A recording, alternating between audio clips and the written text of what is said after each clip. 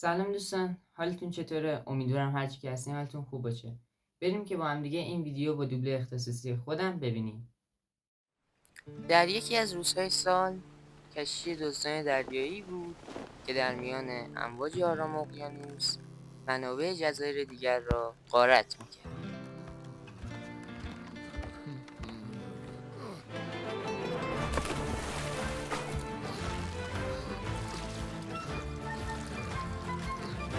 دوبله شده توسط پوریا میشه. اینی که میبینید این کارگر اسمش غلامه. غلام هر روز کشتی رو تمیز میکرد و این ناخدای کشتیه که به فکر این بود هر روز کدوم جزایر رو فتح کرده و کدوم جزایر باقی مانده و بره اون جزایر رو منابعش رو غارت کنه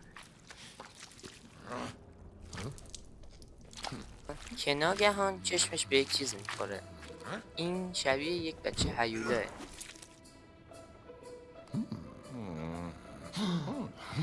غلام لیستی از هیولاها تهیه کرده بود و این شبیه بچه هیولا کراکن بود و آنها میخواستن که مطمئن بشن که این همون هیولا کراکنه.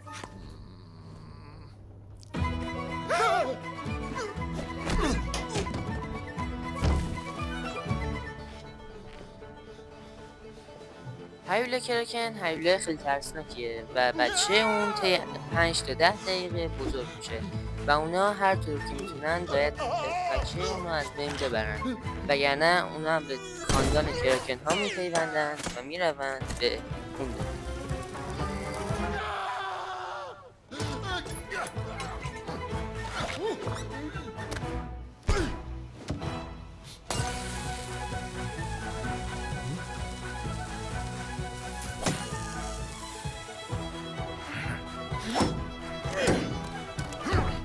در پی تلاش‌های بسیار اونا موفق شدن که اون بچه رو بگیرن، ولی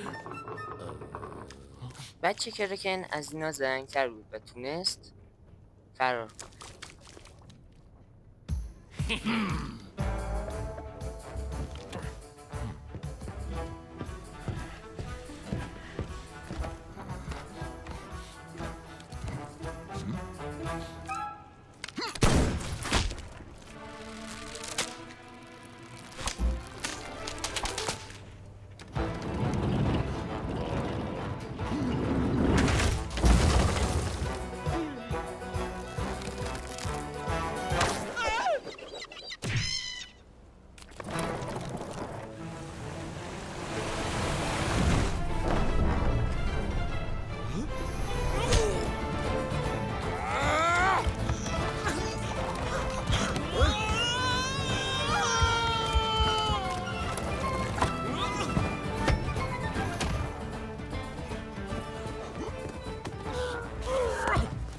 از نظر اونا همه راه‌ها رو رفته بودن و تنها یک راه به ذهنشون می‌رسید و اون چیز نبود جز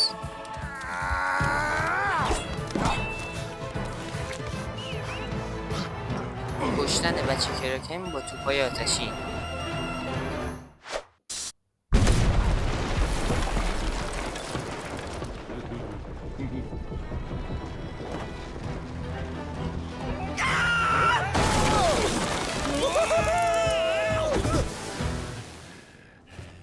ولی شاید این تنها راه و بهترین راه نبود و باید یک راه دیگه انتخاب می‌کردن.